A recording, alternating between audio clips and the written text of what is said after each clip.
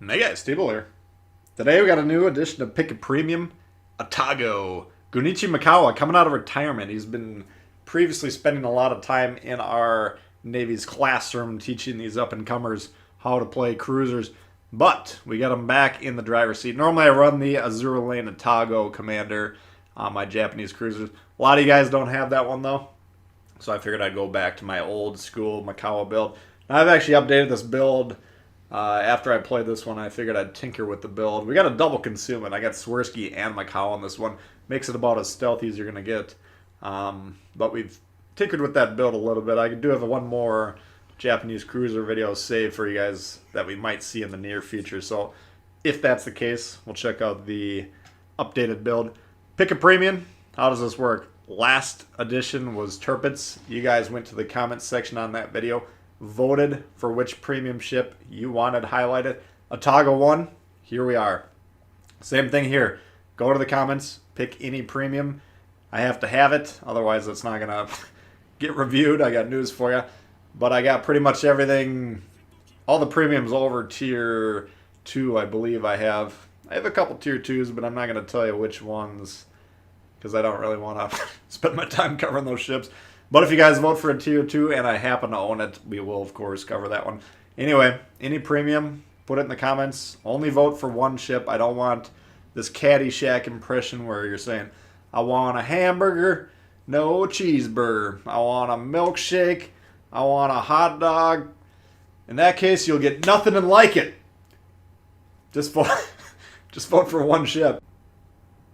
Anyway. Jumping into the game here, we got opening move. This is a typical move I like to make with the flowing type cruisers. Pull into position, anticipate when we're going to meet resistance. Hopefully be completely turned around by then. Fire off some shots wildly, zoom out of position, hopefully with our head still on our bodies intact. Sometimes you'll get blown up doing this move. There's nothing you can really do about that. It's kind of the name of the game with flowing, fluid, kiting type cruisers like the Japanese type cruisers are. Atago, you can get away playing a little bit closer, especially if you have a really good concealment build. It does have forward firing torpedoes, which allows it to defend itself a little bit better when getting rushed. That's kind of one of the, I don't know if you want to call it a downside or not, but the Japanese cruiser torpedoes in general are made to fire rearward as you're sailing away. Most of the torpedoes we're going to see in this game, we're only going to be firing the rear ones. That's because we're still going to be employing the typical Japanese kiting cruiser style. Kiting means sailing away while engaging, if you're new to that concept. But usually, you know, that's how we're going to still want to be using these. You can see a mistake that a lot of Atago players make. That's forcing themselves to get that front launcher in play. If you're spotted, you're being targeted, and you turn fully broadside just to get that forward firing torpedo, shooting backwards at the guys that you're kiting away from, usually you'll blow up and just have to start thinking about what you want to change in your life. So don't put yourself in that position. Try and maintain your health first and foremost. Use the torpedoes whenever they work. Don't force the torpedoes. That's good advice across the board in this ship. Constantly seeing people basically committing suicide out there when they're forcing themselves to get these torpedoes off, either getting in range when they shouldn't be getting that close to the target, or forcing themselves, like in this ship, to get awkward firing angle in play, exposing the broadside. All those bad ideas, just play with your health in mind first and foremost. Do whatever damage is available to you in that situation.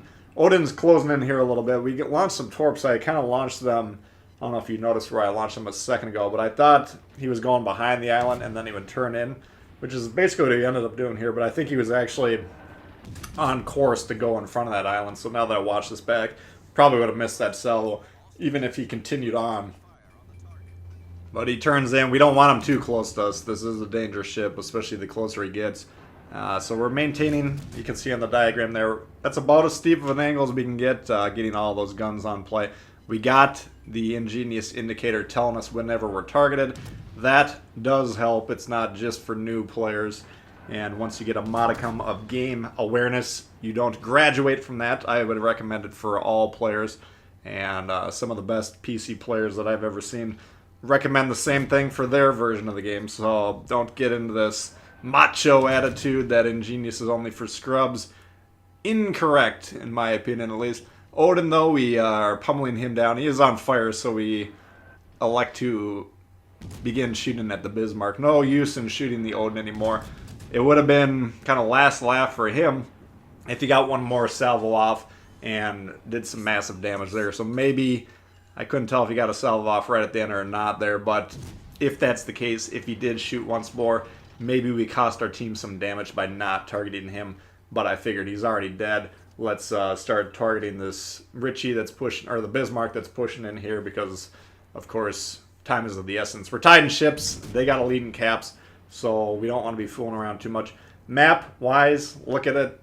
We're the most northern ship on the game. Now, a lot of times I'll criticize players for being way out of position.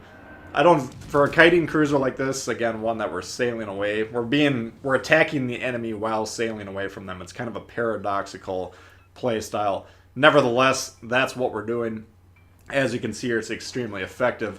But, you know, now at this point in time, when that ship goes down, we immediately turn in to reacquire position. But yes, for the next 1 to 2 minutes, now we're technically out of position. Prior to that, I don't think at any point in this game we've been out of position, really. We've been dealing damage. We've already done more than our ship's HP and damage, almost by a factor of 0.5. So we got a good start to the game here. Team-wise, they just even it up in terms of ship count, of course. Cap-wise, it's still looking to be their advantage. We are attempting to flip B. We'll see how they do. We are trying to ping the Tirpitz to get him back, since it doesn't look like he's likely going to be able to succeed there, but we'll see what happens. Well, we do have a second to chat here. I'll just talk about the change I did make to Macau. Now that I have Kuznetsov, I would change out Swirsky for him. The concealment is great on these Japanese cruisers to begin with. Macau enhances that. Swirsky enhances it as well. But Kuznetsov kinda does too. What we're trying to do with concealment is expand the range between the blue ring and the white ring on the map. The white ring is our max firing range. The blue ring is our detection ring. We want a gap in between there to play around with. That allows us to kind of control the engagement. By extending the range, we're kind of doing the same thing as Swirsky is when he pulls it in. But Swirsky applies to all ships, which is a smaller bonus than Kuznetsov, which applies to cruisers. So the range increase from Kuznetsov better. So I think Macau and Kuznetsov is a better combo than Macau Swirsky. Yudachi pops up a little bit close for comfort. We pop the sonar to make sure we don't get screamered, and then we go to town on this guy. And this guy has no chance. Yudachi's, this is why I always advocate cruisers to be hyper-aggressive. Yudachi's no doubt pinging the map vigorously saying help, help, help, because he's trying to smoke. We got the sonar spotting him. We are faster than the Yudachi. First time I was ever in a destroyer, I think I was in like a lightning or something, and I had an Atago chasing me down. I'm like, okay, well, he's chasing me, but I'm in a destroyer. He's in a cruiser. By the time I realized he was right at my tailpipe, he was doing things that were unspeakable, and the game ended very quickly. So, don't underestimate the cruiser speed of the Japanese cruisers in general. This one's quite kind of a burner. If you set them up for speed, we were talking about this on the stream the other day. Some of you guys were telling me you got 41, 42 knots in the water for max speeds if you're maxing them out for your builds for speed. So these guys are kind of speed demons in that regard, and they should definitely not be underestimated in their ability to chase ships down. So the Yudachi, the minute he got within our orbit, within our consciousness there, and we recognized we were too close to comfort for him, his game was over. Got away with one there a moment ago on that Iowa. We forced the turn. Anytime you turn broadside to a battleship, especially that range, odds are decently high that your game will end within the next 10 seconds. Luckily, he missed the shot, either due to dispersion or the fact that we were turning aggressively away. Maybe that's why he only hit us with a couple shells. Regardless, you know, we got away with that one. And then we immediately angled towards the bulk of the team. They do have 2 ships over by A, which we were kind of trying to angle towards, while continuing to engage the Iowa, who no longer could see us because we put that island in between us. Here's a great play that I wanted to point out. I wanted to highlight this. Nagato as soon as I noticed that he was a one-shot, he had like 1,000 health left, I told him to get back. He comes back with the negative, which that's a good way to send me into a tizzy and get me off my game. He actually heeds the advice or comes to the conclusion himself, though. He disengages, sails off. We're up 13 points. Losing a battleship, it's a 100-point swing, so we would have been down 87. He recognized that one way or another, and he sails off into the sunset. Difficult play to make, especially when you're playing with randoms, and a good portion of those randoms are, by the very nature, potato-type players that are going to do everything that they can to throw the game. He's putting a lot of trust into me and the other battleship to the south here to actually play this well and close it off. I'd be very hesitant to disengage like he is there just because I usually have very minimal trust for my random teammates, but luckily for us he makes that call. So that allows me and this guy, who both have more health, to kind of seal up this situation. We're on the cap. Just by being on the cap, the score is evening up. Eventually we'll gain the lead. I'm holding my shot though. This is part of the concealment build that we have. We can be on this cap without this guy spotting us. I'm going to try and stay on here and not shoot until we actually flip that cap. That'll give us more margin of error that, you know, at that point in time, we should be able to make a mistake or even two mistakes and still win the game. So always have that discipline. Don't get trigger happy. Doing a couple thousand damage here and there on the Nagato is not more important than flipping the cap. Flipping the cap right here is kind of the nail in the coffin of the enemy's game. It's very hard for us to lose once that's flipped. Even harder for us to lose when the battleship blasts that Kutuzov or whatever it is into oblivion.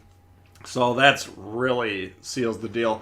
But again, props to that Nagato up there for playing for the win, playing smart, even though we've all been in that situation and it's very hard to trust your random teammates.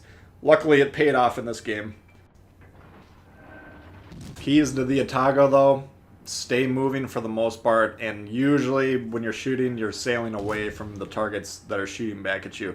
The only time I can think of in this game that sticks out at me that we were shooting while advancing for maybe more than one or two salvos as we're in the process of turning around was that Udachi, and that's the kind of situation we're looking for. Whenever we get a lonely destroyer that wanders into our trap, then we just pounce on them, eliminated him very quickly. I mean, a Atago versus a Udachi at that range, especially when he appeared to be on the torp reload, he had no chance, really, and we just beat the crap out of him.